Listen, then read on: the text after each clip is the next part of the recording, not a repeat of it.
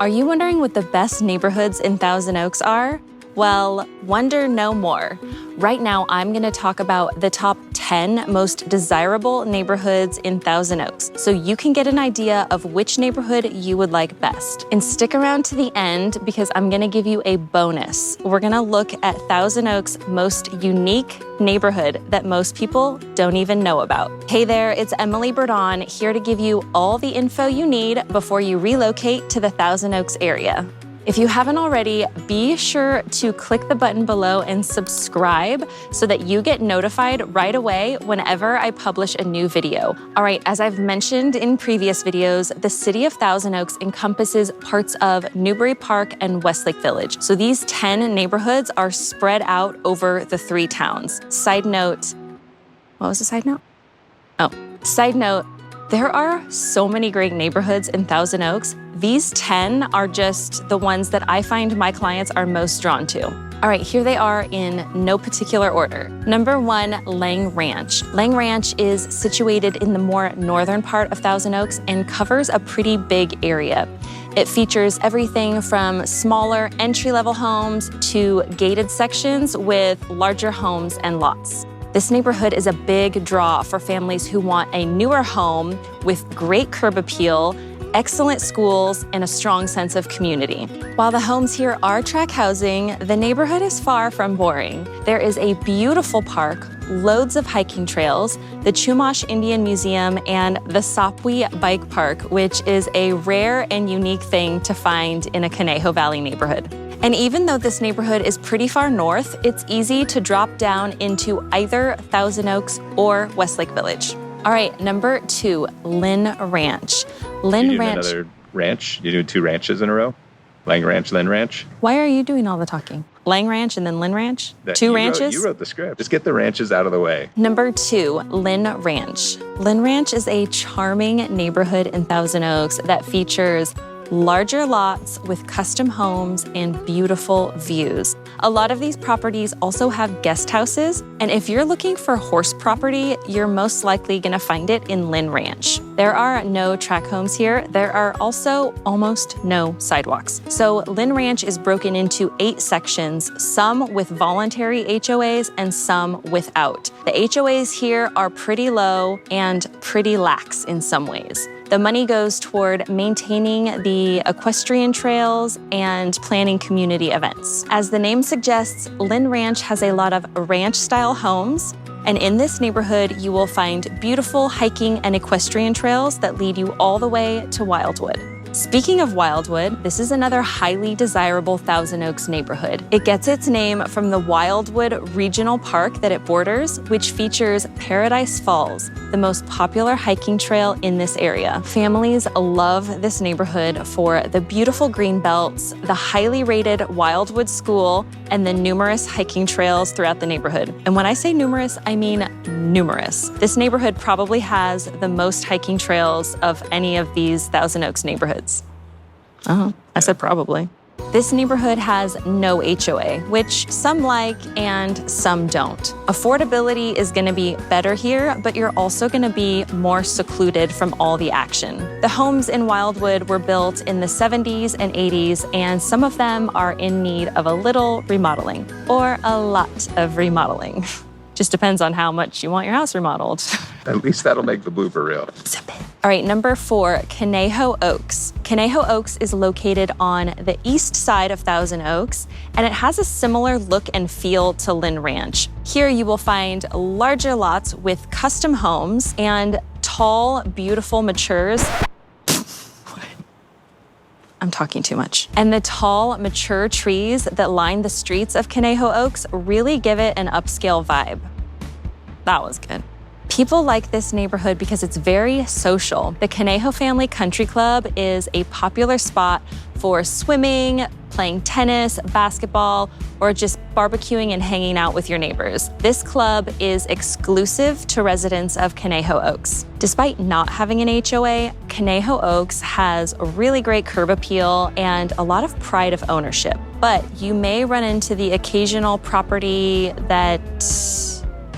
What was I gonna say? What did we get in our B-roll? We got I don't want to be too negative. So that's a nice neighborhood. Unkept property. I think that's all I need to Just say. unkept. Yeah. But you may run into the occasional property that looks a bit unkept. That was polite, wasn't it? Yeah. All right, number 5, Kevington. If you're looking for a hillside home with stunning views, you're gonna wanna look at Kevington. Located in the winding hills of Thousand Oaks, this neighborhood is so unique to our area. Here you will find larger lots and some of the best views in the city, with many people being able to enjoy 4th of July fireworks from their own property. Families like this neighborhood because although it's in Thousand Oaks, children can attend either the Westlake schools or the highly sought after arts and technology charter school called MATES. MATES uses a lottery system to determine who gets to attend the school, but living in Kevington means that you get priority status in the lottery. Kevington is a beautiful neighborhood in a great location in Thousand Oaks, but keep in mind with the steep hills and windy roads, it's not the best for riding bikes or kicking the ball around. I mean, you could kick the ball, but once. Bye-bye. Where's my ball? Bye-bye, ball. All right, number 6, First Neighborhood. I should have started with First Neighborhood. That would have been genius. Too obvious. I don't even know what to say about it. Number 7. Second neighborhood. All right, number 6, First Neighborhood. This was the first planned community in Westlake. And while not very creatively named, this is a very popular neighborhood for young families. The homes here are late 60s and 70s tract style, but that does not stop people from flocking here. This is the neighborhood to live in if you really want to get to know your neighbors. Think block parties, neighborhood get-togethers, and kids playing in the cul-de-sac. There are beautiful green belts, a great park, and a highly rated school in the middle of First Neighborhood that most kids walk to. And the walkability to shops and restaurants in Westlake Village can't be beat. The downside, you'll potentially pay a premium for a dated track home. All right, number 7, Westlake Hills. This hexagon-shaped neighborhood is another Westlake Village favorite. Similarly to First Neighborhood, it has a beautiful park and a highly rated elementary school in the middle of the neighborhood. This neighborhood is laid out in a unique way that makes it easy to walk around the neighborhood and socialize with your neighbors. The homes here were built in the 70s and many are due for a full remodel. But the truth is, that's the case for almost all homes in the Conejo Valley that are 70s style tract housing. Westlake Hills tends to be a bit more affordable by Westlake standards, and it's right by Westlake Promenade, which is the place to go for dinner and a movie. Number 8. Very good. What?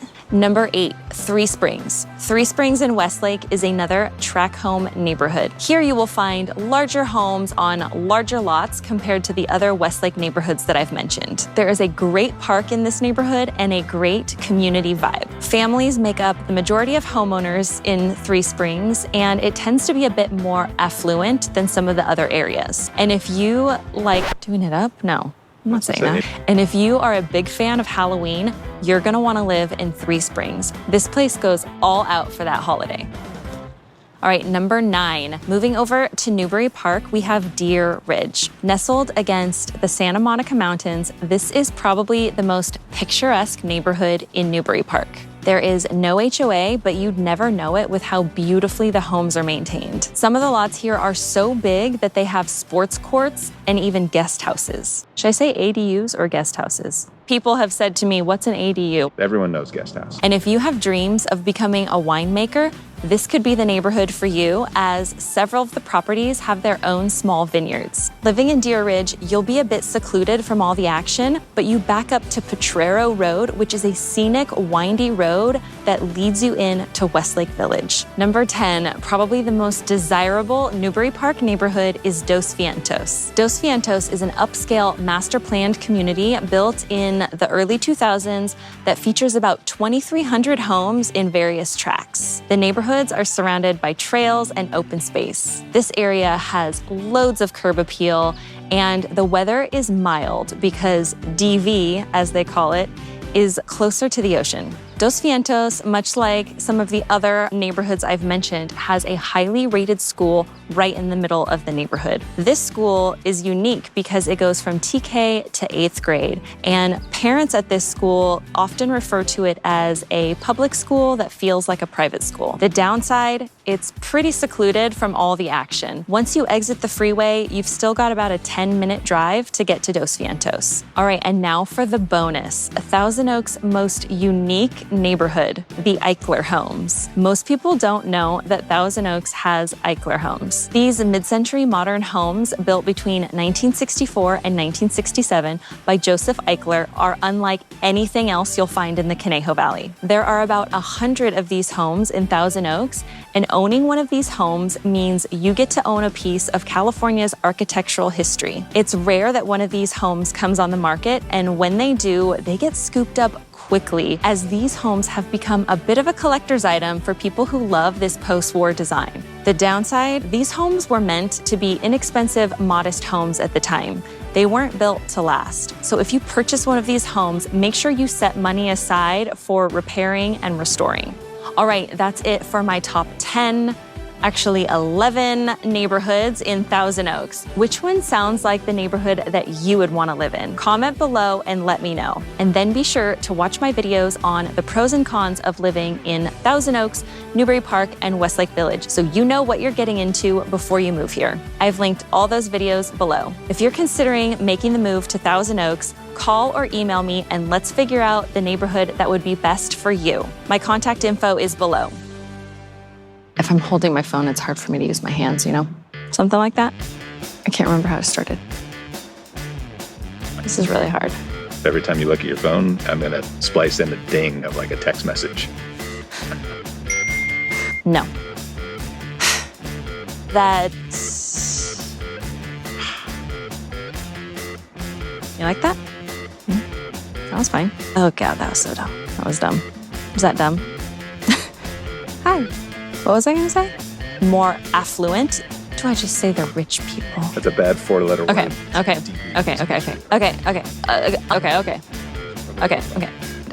Where am I starting?